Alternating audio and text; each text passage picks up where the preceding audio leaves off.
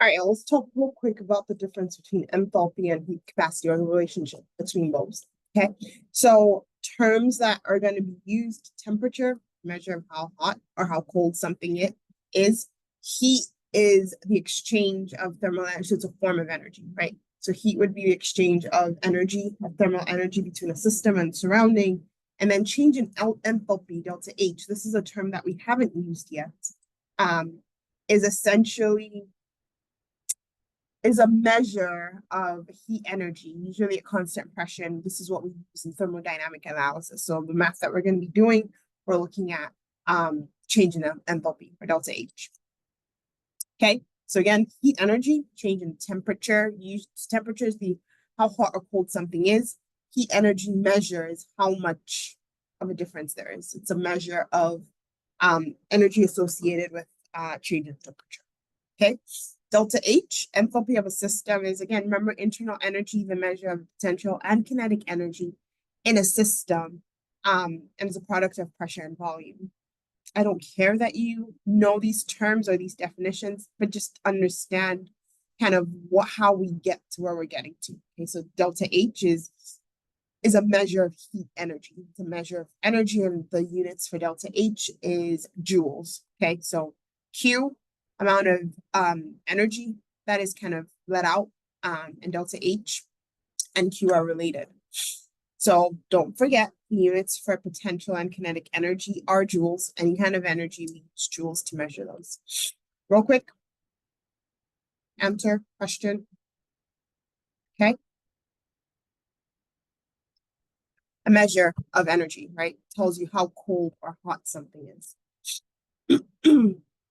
And so when we think about energy kind of reactions, things like that, so the enthalpy, based on my reactants and my products, heat is either going into a system or leaving the system. Remember, thinking about the surrounding and the system and things like that. And because we're transferring energy, we can actually measure what's going on, what's going in, and what's going out in terms of the delta H. So here's delta H here, delta H here. One is positive, one is negative. How do we figure that out? Good question. If delta H is positive, again, we're always looking at delta H in terms of the system. So if delta H is positive, it means heat is going into the system, okay?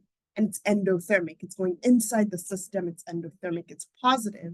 If delta H is negative, it means heat is leaving or exiting the system, which means it's an exothermic reaction. So these terms you need to know, and you need to be able to kind of identify what's going on there. Okay. So for example, a cold pack, I put that on my hand and I immediately feel cold because heat is going into the system and leaving my hand.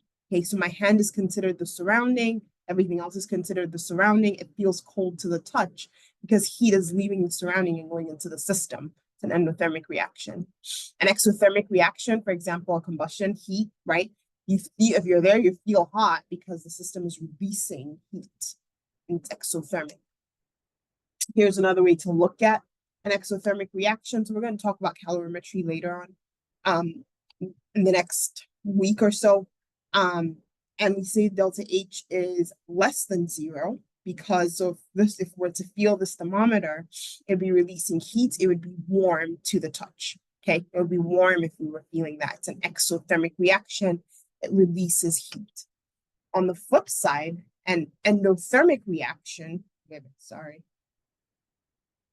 Oh, okay. I'll talk about an endothermic reaction in a little bit, but the exothermic reaction is releasing heat, okay?